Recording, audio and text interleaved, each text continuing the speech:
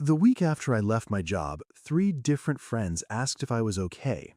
Not congratulations, not what's next, are you okay, like something had gone wrong. Nobody warns you about this part. You spend years imagining what it'll feel like to step off the rat race, and the thing nobody prepares you for isn't the money or the schedule, it's how the people closest to you react. And in 2026, with layoffs and side hustle culture everywhere, this is happening to more people than ever, and almost nobody's talking about it honestly. Here's what actually happens.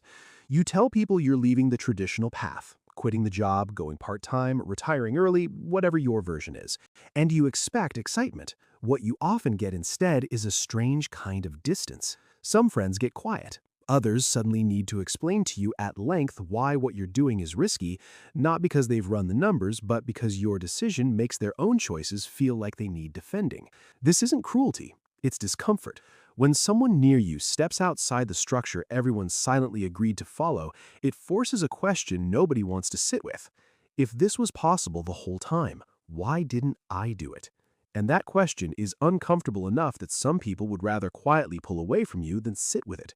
So, here's how to actually navigate this. Because it's real, but it's also survivable, and most people who go through it end up fine. First, stop over-explaining. The moment you pull out spreadsheets to justify your life, you're secretly asking for permission. Say it once clearly and let it sit. People who are uncomfortable with your freedom won't be convinced by better math. Second, expect a sorting period. In the months after a major life shift like this, your friend group quietly reorganizes. Some people lean in, genuinely curious, asking real questions. Others fade. This isn't a referendum on you. It's just what happens when a shared assumption that everyone's playing the same game stops being true for one person in the group. Third, find people who've actually done it. One of the fastest ways to stop feeling isolated is to find even one or two people who've made a similar move. Online communities, local meetups, even just one honest conversation. It recalibrates what feels normal, because right now your baseline is a friend group where you're the outlier, and that's a lonely baseline to measure yourself against. Fourth, give the relationship time, not pressure.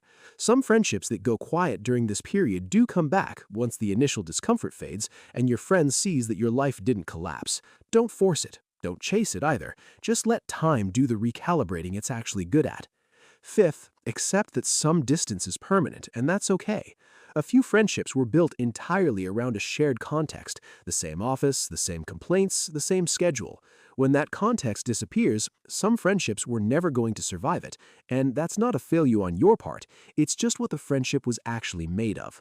To keep this simple, there are really just three things worth remembering. 1. Their reaction is about them, not you. When someone reacts badly to your decision, it's rarely actually about your decision. It's about what your decision quietly implies about theirs. Understanding this removes most of the sting. 2. The sorting is temporary, but the clarity is permanent.